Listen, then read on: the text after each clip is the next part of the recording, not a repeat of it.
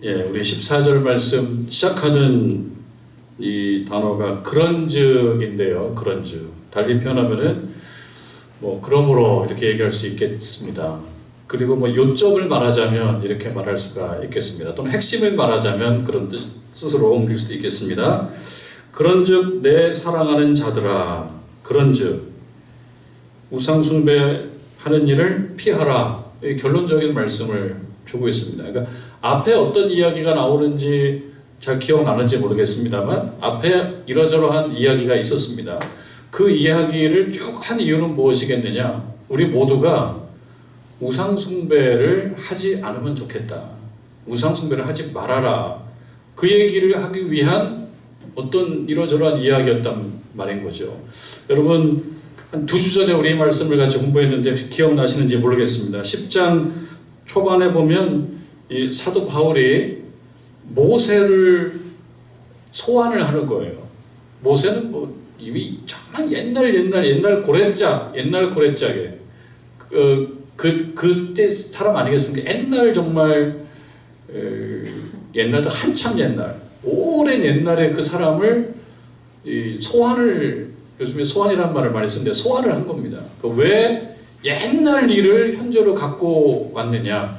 현재 이야기를 하기 위해서 옛날 일을 가지고 온 것입니다. 어떤 옛날 일을 갖고 왔느냐? 모세와 이스라엘 백성들이 출애굽을 한 이후 광야 생활을 거쳐서 가나안에 들어가는 것을 고린도 교회 성도들 앞에 있는 이 사도 바울이 어떤 의미만 가지고 온 것입니다. 출애굽을 했다라고 하는 것은 자신들의 힘으로 할 수 없었던 일이었습니다. 홍해를 건넌다라고 하는 것은 자신들의 힘으로 할 수 없었어요. 그리고 광야에서 살아갈 때 그들에게 가장 필요했던 것들은 물이고 그리고 먹을 것이었는데 자력으로 자신들의 힘으로 할 수가 없었습니다. 그래서 그들이 기도했지 않았습니까? 차라리 애굽에 있었으면 좋았을 텐데 우리를 왜 여기까지 데리고 와서 굶겨 죽이려고 하냐고. 차라리 애굽에 있었으면 좋았을 것을 이렇게 얘기한 걸로 보면 그 백성들이 광야에서 사는 것이 자력으로는 힘들었던 거예요. 그때 하나님께서 그들에게 은혜를 베풀어서 그들에게 반석에서 물이 나오게 만들었고 바위에서 물이 나오게 만들었고 그리고 만나와 메추라기라고 하는 정말로 그들이 예상할 수 없는 그런 양식을 그들에게 허락해 주심으로 그들이 그것을 먹고 살았다 이거죠. 그렇게 보면 이스라엘 백성들이 출애굽을 하고 또 광야라고 하는 정말 살기 어려운 환경 속에서 살아난 것은 어떻게 가능했느냐? 하나님의 은혜로 가능한 것이 아니겠냐? 이 얘기를 처음에 하는 겁니다. 그러니까 하나님의 은혜로 가능했다. 그거 기억 못하냐? 그러니까 우리들도 생각해 봐야 될 문제는 우리들이 지금 만약에 살아남았다면 어떻게 살아남은 것이냐? 하나님의 은혜로 살아남은 것이 아니냐? 그 생각을 해보라는 것이죠. 바로 얼마 전에 우리 이여랑 선생님께서 세상을 떠나셨는데 그분이 세상을 떠나는 그 어간에 깨달은 것은 지금까지 와보니까 다 내 능력으로 한 줄 알았는데 생각해보니 다 선물이고 은혜였더라. 그런 고백을 하고 떠났습니다. 울림이 굉장히 큰 그런 가르침을 주고 떠나셨습니다. 오래 되지 않은 그분의 저작 중에 지성에서 영성으로라고 하는 책이 있죠. 지성에서 영성으로. 똑똑한 것으로 다가 아니고 똑똑한 것을 넘어서서 영적인 세계 속으로 들어가는 영적 경지는 지성의 경지보다 더 높게 있다라고 하는 것이죠. 여기 이제 그 깨달음이에요. 이스라엘 백성들이 출애굽을 한 것은 그들의 실력이 아니고 또 광야에서 살아남은 것은 그들의 실력이 아니고 하나님의 은혜와 선물이었다. 그런데 하나님의 은혜와 선물이 그들에게 주어지면 그들의 삶이 끝까지 보장되느냐? 그렇지 않더라라는 얘기를 하기 위해서 모세와 그때 그 사람들과 그 출애굽 사건을 현재로 다시 가지고 오는 거죠. 그러니까 한 번 은혜가 주어졌다 그래서 그 다음에 모든 것이 다 완결된 것이 아니다. 가나안 땅에 들어간 사람들은 출애굽 2세대가 들어갔다. 여호수아와 갈렙을 제외하고는 다 광야에서 세상을 떠나고 가나안 땅에 들어간 사람들은 다 출애굽 2세대다 이거죠.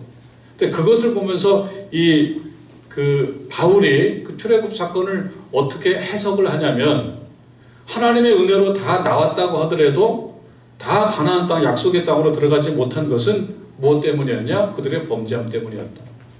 하나님의 은혜와 선물로 너무 자족하지 말아라. 그것이 끝이 아니다. 그 다음에는 그 백성들이 인생 살면서 케이스 바이 케이스로 내가 해나가야 될 것은 무엇인가를 잘 분별하고 판단했어야 되는데 그러지 못한 것들이 많았다 이거죠. 그 얘기를 하기 위해서 출애굽과 모세와 그때 이야기를 다시 현재로 가지고 오는 것이죠. 그럼 우리들도 마찬가지입니다.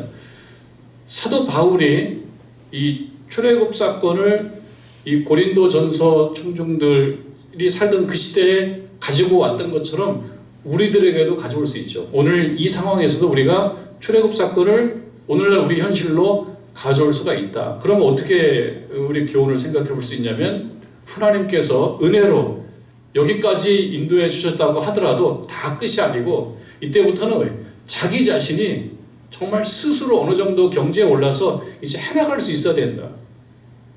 자기 자신이 아무것도 하지 못하고 살 수가 없다. 그런 겁니다. 여러분 15절 말씀해 보면요. 15절에 보면 나는 지혜 있는 자들에게 말함과 같이 하노니 그대들이 지혜로운 사람이라고 하지 않느냐. 헬라 철학에 능통하고 상식과 이성의 가치를 높여왔던 사람들 아니냐. 상식과 이성을 알고 있는 지혜 있는 자들, 나는 그대들이 지혜 있는 자들이라고 알고 이성과 논리로 일단 얘기하는데 그렇다면 알아들어야 될 거 아니겠냐라고 하는 말씀이에요. 지혜 있는 자들에게 말함과 같이 한다. 그러니 지혜롭게 알아들어주면 좋겠다. 지혜롭게 알아주면 좋겠다라고 하기는 너희는 내가 이르는 말을 스스로 판단하라 그랬습니다. 스스로 판단하라. 이거를 처음으로 가보면 이스라엘 백성들이 홍해를 건너서 이제 출애굽을 했습니다. 애굽을 떠났습니다.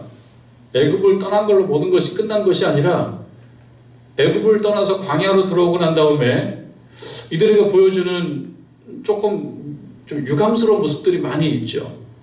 어떤 뭐라고 할까요? 자기 색깔이 아주 강하기도 하고요. 그리고 한편으로는 이기적인 심성도 굉장히 많고 또 어떤 그 모세와 함께 운명 공동체인데 거기까지 와서 모세를 지적하면서 당신 때문이다 얘기하면서 책임 회피의 모습들도 많이 보이고, 그러니까 좋을 때는 가만히 있다가 조금 상황이 불편해지게 되면 누군가를 목표로 삼아서 공격하는 그러한 모습들, 아주 유감스러운 모습들입니다. 그러니까 하나님의 은혜를 경험했고 하나님의 선물을 경험했지만 그 사람의 성숙한 정도로 얘기하자면 많이 부족했다. 성숙하지 못한 면이 굉장히 많았다. 자기 자신이 어떤 게 옳은 건지 잘 모르고 사는 거예요. 스스로. 그런 상황에서 더 하나님 앞에 겸허히 고개 숙이고 하나님의 지혜를 구하고 또 필요할 때 기도하고 이런 신앙의 모습이 아니고 굉장히 인간적인 모습이 툭툭 튀어나왔다는 거예요.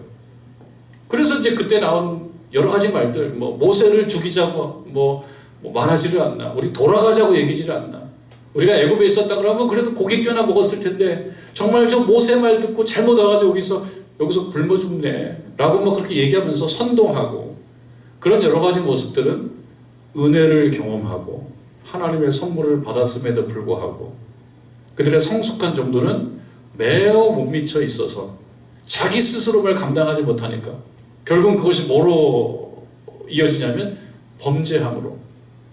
근데 그 범죄는 많은 경우로 우상숭배, 하나님 의지하지 않고 다른 우상을 섬기고 또 원망하고 이렇게 범죄하는 것으로 이어지더라라고 하는 겁니다.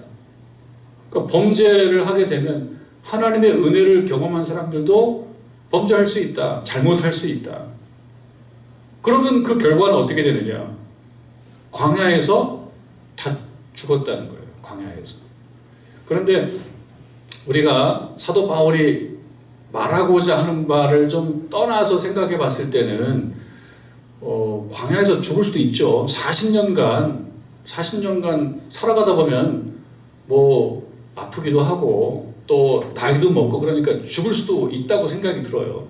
그러나 이것을 사도 바울은 이 고린도 교회 교인들에게 어떤 교훈을 주기 위해서 이 예를 갖고 오냐면 그냥 자연스럽게 자연사한 거 이런 측면을 강조하지 않아요.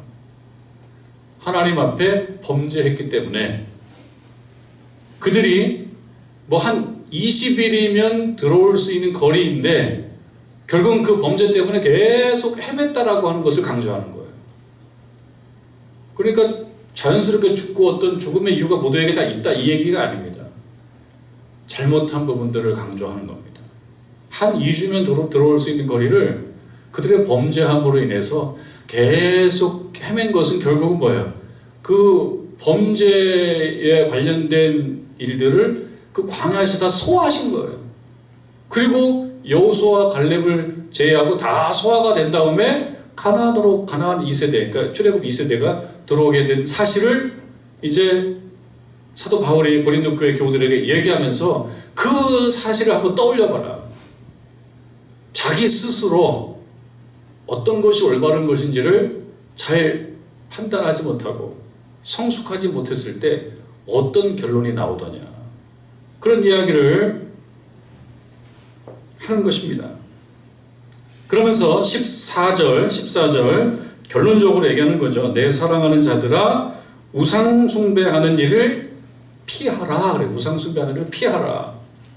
이 우상 숭배 이 말 속에는요. 우상 숭배라는 말 속에는 이들이 그 신전에서 제공되는 우상 앞에 드려진 그 어떤 고기들도 먹기도 하고 또 어떤 종교 행사에 큰 뜻은 없어도 그냥 사교적인 일로 참여하기도 하고 이런 여러 가지를 포함합니다. 근데 이 사실을 좀 피해라. 피하지 않으면 어떤 결과가 생기냐? 우상 숭배하는 게 되어버린다. 그러니까 단순히 우상에게 바쳐진 음식을 먹는 거 그게 무슨 문제냐라고 얘기하잖아요. 사실 그렇습니다. 우상에게 바쳐진 음식은 아무 문제가 없다 사실은.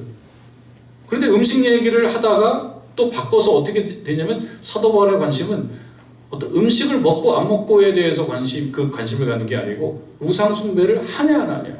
근데 그 우상 숭배라고 하는 그 말 속에 또 무엇이 들어가 있냐면요. 그냥 사람이 손으로 만든 어떤 우상과 그 다음에 그 손으로 만든 우상 앞에서 절하고 드려진 그 음식과 이것만 얘기하고 있는 게 아니고 사도 바울이 얘기하는 것은 여러분 20절로 한번 먼저 가볼까요? 20절로 가보면 무릇 이방인이 제사하는 것은 귀신에게 하는 것이요. 그러면서 우상에게 드려진 음식 그리고 사람의 손으로 만든 그 우상 생명도 없고 그리고 생명도 없는 그 우상 앞에 어떤 그 종교적 절차를 통하고 나온 어떤 고기 그거 말고 고기와 손으로 만든 우상 말고 또 어떤 존재를 하나 툭 끼워 이렇게 등장시키냐면 여러분 보십시오. 귀신에게 하는 것이다. 귀신은 뭡니까? 영적인 존재예요. 영적인 존재는 어떤 존재입니까? 악한 존재입니다. 이 악한 존재가 있다라고 하는 것을 슬쩍 가지고 옵니다. 그러니까 지금까지 그냥 일반인들이 얘기할 때 아니 우상에게 드려진 그 고기를 먹는 게 뭐가 그렇게 중요해? 그리고 우상은 사람의 손으로 만든 거기 때문에 나는 그 정도는 별거 아니라고 하는 지식을 가지고 있어. 별거 아니야. 거기까지는 똑똑하고 좋은 것 같은데 근데 그 배후에 있는 귀신의 존재에 대해서는 영적으로 깊게 들어오지 못하는 거예요. 그 사실에 대해서 지적을 하고 있습니다. 그러니까 우리들도 마찬가지입니다. 우리들도 만약에 이 상황을 생각해 봤을 때 우리가 단순히 우상에게 드려질 음식, 고기를 먹고 안 먹고 또는 우상 앞에 절을 하고 안 하고 이 이야기로 끝나는 게 아니고 사실은 그 이야기가 더 깊게 들어간다는 얘기죠. 뭐가 있냐? 귀신이 있다는 거예요. 귀신이 있으면은 또 뭐가 있습니까? 성령도 계시죠. 거룩한 영도 존재하죠. 그러니까 이 말 속에는 거룩한 영의 존재와 악한 영의 존재를 이야기하고 그 백성들에게, 이 고린도 교인들에게 사도 바울이 기대하고 원하는 것은 뭐냐면 우상 숭배, 곧 귀신과 교제하는 일을, 교제하는 수준까지 가면 안 된다. 우리가 얘기할 때 나는 뭐 강한 지식을 갖고 있으니까, 강한 존재이니까 그 정도쯤 문제가 안 된다고 얘기하지만 거기에 뭐가 없다는 거예요? 영적 지식이 없다는 거예요. 영적 지식. 그러니까 오히려 뭘 생각해야 되냐, 음식 정도의 문제가 아니라 자신이 우상 숭배, 귀신 앞에 절하고 귀신과 교제하는 그런 일 속에 들어가지 않도록 스스로를 잘 분별해야 된다. 그렇지 않으면 자기도 모르는 사이에 그저 악한 영에 이렇게 젖어 들어간다라고 하는 것입니다. 그래서 사실은 우상 앞에 가지 말라는 거예요. 우상이 어떤 힘 있는 뭔가이기 때문에 그런 게 아니에요. 그 음식을 안 먹는 게 좋다, 그 음식에 어떤 문제가 있어서 그런 게 아닙니다. 자기도 모르는 사이에 귀신과 교제하는 상황으로 가게 되면, 그리 되면은 하나님의 백성이 아닌 거예요. 그래서 이 말씀이 나오는 겁니다. 여기 보면 21절, 너희가 주의 잔과 귀신의 잔을 겸하여 마시지 못한다. 22절, 그러면 우리가 주를 노여워하시게 하겠느냐? 언제 주를 노여워하게 하냐면 귀신과 교제하는 일들이 생기게 되면 그렇다는 것입니다. 제가 오늘 이 뒤에 이 찬송 부를 때 뒤에 앉아있을 때 어떤 생각을 하게 됐냐면, 지금 우리 예배당 아닙니까? 예배당입니다. 예배처소예요. 예배당. 교회예요. 거룩한 장소예요. 성전이고요. 성소입니다. 여기 성소예요. 그러나 건물만 가지고, 이 건물의 차원으로만 본다 그러면 이게 뭐가 거룩한 것이겠습니까? 이 재질은 우리 교회에만 쓴 게 아니고 다른 곳에도 다 건물로 만드는 거죠.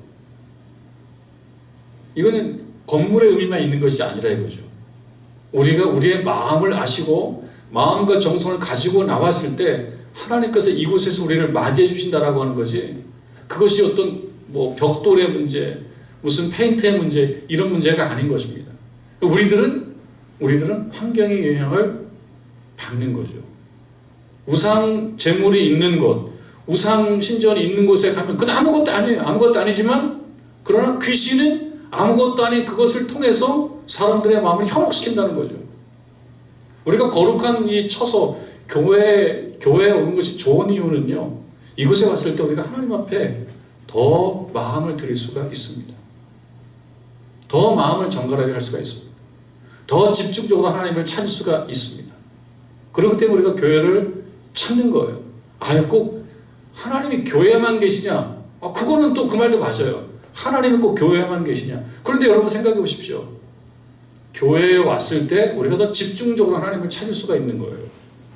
교회가 아니더라도 우리가 하나님을 찾을 수 있지만, 성소에 왔을 때 우리가 더 집중적으로 하나님을 찾을 수가 있는 것입니다. 그렇기 때문에 14장 14절의 말씀을, 내 사랑하는 자들아 우상 숭배하는 일을 피하라 라고 하는 말을 이 반대로 얘기하면 뭐겠습니까? 예배하는 일을 도모해라, 이렇게 바꿀 수가 있죠. 특별히 성소에 나와서 예배 드리는 일을 도모해라. 그럴 때 하나님께서 함께 하신다는 거예요. 조금 더 생각을 해보면요, 나는 지혜 있는 자들에게 말함과 같이 하노니 너희는 내가 이르는 말을 잘 판단해라, 그런 거죠. 아까도 말씀드렸다시피 여기서 지혜 있는 자들에게 말한 것 같이라고 하는 것은 그 그리스 어떤 철학, 논리학, 수사학, 이런 그리스 지혜, 어떤 철학의 지혜, 이런 것들을 강조하는 그대들이 내가 이렇게 논리적으로 이해하는 것을 잘 이해할 수 있을 거라고 믿는다. 그러나 논리적으로 이성적으로 얘기하는 그 선에서 머무르게 되면 사실은 내가 실제로 하려고 하는 말을 잘 분별하지 못할 수도 있다. 그래서 여기는 이 말씀은요, 상식과 이성을 잘 발휘해서 내 말을 이해해야 되지만, 뉘앙스는 상식과 이성만 가지고는 지금 내가 하는 이야기를 사실 다 받아들일 수가 없다. 그러나 상식과 이성을 총동원해서 한번 잘 분별해봐라. 그러면서 여러분, 지혜 있는 자들, 상식과 이성의 준비가 많이 되어 있는 자들을 지혜 있는 자들이라고 생각하는 사람들이 있습니다. 이 고린도 교회에도 그런 사람들이 많이 있어요. 그러나 우리 성경적 전통으로 보게 되면 여러분 지혜 있는 자는 어떤 사람이 지혜 있는 자입니까? 우리 알죠? 잠언에서 하는 말씀. 여호와를 경외하는 것이 지혜의 근본이다. 그렇게 얘기했던 것처럼 사실은 상식과 이성을 넘어서서 여호와를 경외하는 마음이 있을 때 사실은 이 지혜라고 하는 면에 있어서 충분한 조건을 갖추는 거예요. 그렇지 않으면 상식과 이성만 가지고는 사도 바울이 하는 얘기를 다 받아들일 수가 없어요. 그래서 이 말은 두 가지 의미가 있습니다. 상식과 이성도 잘 발휘해야 되지만 그러나 하나님을 경외하는 마음을 충분히 잘 가지고 있어야 된다. 여기서 지혜 있는 자들이라고 말하는 이 표현이 이 원어로는요 어떤 뜻을 갖고 있냐면 생각의 고삐를 매다라고 하는 뜻을 갖고 있다 그래요. 이 지혜 있는 자라고 하는 이 말의 뜻, 생각의 고삐를 맨다라고 하는 건 뭐겠습니까? 생각이 막 제멋대로 흘러가지 않게 해야 된다는 거잖아요. 막 생각이 제멋대로 흘러가지 않고 생각을 이 고삐를 잰다라고 하는 것은 다른 말 얘기하면 신중해야 된다는 거죠. 여러분 어떤 신앙과 인생의 중대한 결정을 함에 있어서 우리가 판단을 하고 결정을 할 때 어떻게 해야 됩니까? 현명하게 해야 되죠. 그때는 뭐예요? 생각을 막 제멋대로 흘러가게 하는 것이 아니라 신중하게, 달편하면 슬기롭게. 그래서 이 지혜 있는 자들이라고 하는 말씀에는요 현명한 판단력을 가지고 있는 자들이라고 하는 말이 들어가 있습니다. 그래서 바울은 신중하게 판단하는 경향이 있는 고린도 교인들에게 스스로 잘 판단하라 이렇게 주문을 하지만 이거는 일반적인 상식과 이성의 논증을 통해서도 충분히 우상숭배가 잘못됐다라고 하는 것을 알 수 있는데 여기서 머물지 말고 우리 하나님께서 주시는 지혜를 가지고 그 분별하는 선까지 나아가야 된다라고 하는 것입니다. 따라서 우리가 생각해야 될 것은 공부도 열심히 하고 또 상식도 공부하고 이성의 능력도 발휘하지만 이 시간에 우리가 하나님께 기도하면서 갖춰야 될 것은 무엇입니까? 하나님께서 주시는 지혜를 꼭 내면화시켜야 된다. 그렇지 않으면 내 생각이 막 왔다 갔다 한다는 거예요. 그래서 스스로 판단하는 능력, 이것을 갖출 필요가 있다. 여러분 판단이라고 하는 말 우리 뭐 많이 씁니다. 판단. 제가 한번 찾아봤어요. 찾아봤는데 사전에 뭐라고 나오냐면 사물을 인식해서 논리나 기준 등에 따라 판정을 내리는 거래요. 이 판단은. 그러니까 어떤 사물을 인식해서 논리적으로 또는 어떤 기준과 근거를 가지고 판정하는 거예요. 그러니까 뭘 판정하는 것이냐? 이게 옳으냐? 이게 그르냐? 굉장히 중요하죠. 여러분 판단은 굉장히 중요하죠. 이것이 옳으냐? 이것이 그르냐? 이것이 잘됐냐? 잘못됐냐를 가려내는 거예요. 옳고 그름, 좋고 나쁨을 헤아리는 것이 판단인데요. 이거는 우리가 매일 하는 겁니다. 그래서 어떤 분은 그렇게 얘기해요. 학자는 우리가 하루 평균 70회 정도의 판단을 한다 그래요. 그러니까 이것이 틀렸나 안 틀렸나, 이것이 맞나 안 맞나, 이러한 생각들을 하루에도 여러 번 하게 되는데 어떤 기준을 갖고 얘기했는지 모르지만 한 70번쯤 한다 그래요. 그렇게 되면 한 주에 500번 하는 거고요. 한 달 되면 약 2000번의 판단을 한다는 거죠. 그러니까 판단을 우리가 많이 하는 건데요. 그러니까 판단을 잘하고 못하고는 중요한 거죠. 특히 비즈니스 하는, 기업을 하는 사람들의 판단은 대단히 중요해서 이것은 정확하게 판단하는 것도 필요하지만 신속하게 판단하는 것도 필요하대요. 왜냐하면 시간이 넘어가면 아무리 판단을 잘해도 그게 돈이 안 되니까 빨리 판단해야 되는 거죠. 그래서 좋은 기업 전략기획실 이런 것이 다 있는 것 같아요. 전략기획. 거기서 이제 판단을 하고 그러는 거죠. 근데 우리들에게 있어서도요, 판단이 굉장히 중요하다라고 하는 것입니다. 중요한 것은 판단에 동원되는 근거가 뭐냐. 우리가 뭔가를 판단할 때 어떤 근거를 가지고 판단하냐.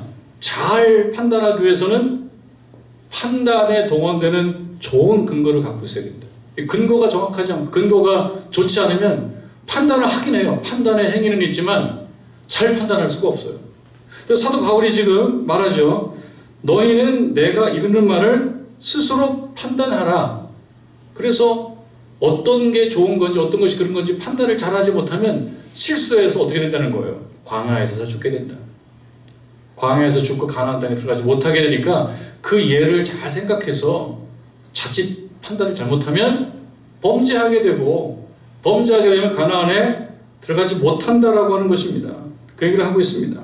16절 우리가 축복하는 바 축복의 자는 그리스도의 피에 참여하냐 아니며 우리가 떼는 떡은 그리스도의 몸에 참여함이 아니냐. 여러분 이거 보면 뭘 생각합니까? 이거는 성찬을 얘기하는 것 같죠? 그러니까 성찬을 하는 거예요. 이 성찬을 한다라고 하는 것은 많은 사람들이 우리 예수님의 살과 피에 참여하는 건데요. 예수님의 살과 피에 참여한다라고 하는 말도 조금 추상적인 말이잖아요. 예수님의 어떤 사역, 예수님이 하셨던 일들, 예수님의 어떤 하나님의 사명 이런 것들에 동참하는 것을 이야기합니다. 17절에 떡이 하나요 많은 우리가 한 몸이니 이는 우리가 다 한 떡에 참여했다. 우리 모두가 다 예수님을 배우는 거고 예수님을 따라가는 사람들 아니냐. 18절 육신을 따라난 이스라엘을 보라. 이스라엘을 보면은 이스라엘 백성들이 어떻게 했냐면 제물을 먹었다 이거죠. 그러니까 제물을 먹는 자들이 제단에 참여하는 자들이다. 하나님 앞에 예배드리고 거기에 제사를 드리고 거기에 나오는 그 제물을 먹었기 때문에 그 제물을 먹는 자는 곧 우리 하나님께 참여하는 거다. 그 제단에 참여한 것은 그 제단에 드려진 예물을 받으시는 분과 교류하는 것이다. 친교하는 것이다. 그러니까 이 백성들은 이렇게 함으로써 하나님과 하나가 됐다는 거예요. 19절 그런즉 내가 무엇을 말하냐. 우상의 제물은 무엇이며 우상은 무엇이냐. 사실은 우상의 제물은 아무것도 아니고 우상도 아무것도 아니라고 그랬어요. 20절로 가보면 무릇 이방인이 제사하는 것은 귀신에게 하는 것이요 하나님께 제사하는 것이 아니니 나는 너희가 귀신과 교제하는 자가 되기를 원치 않노라. 그렇게 얘기하면서 성찬에 참여한 자들이 성찬하고 전혀 다른 그러니까 뭐 신전에서 제공되는 그런 뭐 우상에게 바치는 음식을 즐겨 먹고 거기에 종교 행사에 거리낌 없이 참여하면서 사람들과 사교를 하는 친교를 하는 이런 과정 속에서 자기도 모르는 사이에 어떻게 된다는 겁니까? 귀신과 친교하는 귀신과 교제하는 일들이 생긴다는 거예요. 자기도 잘 모른다는 거예요.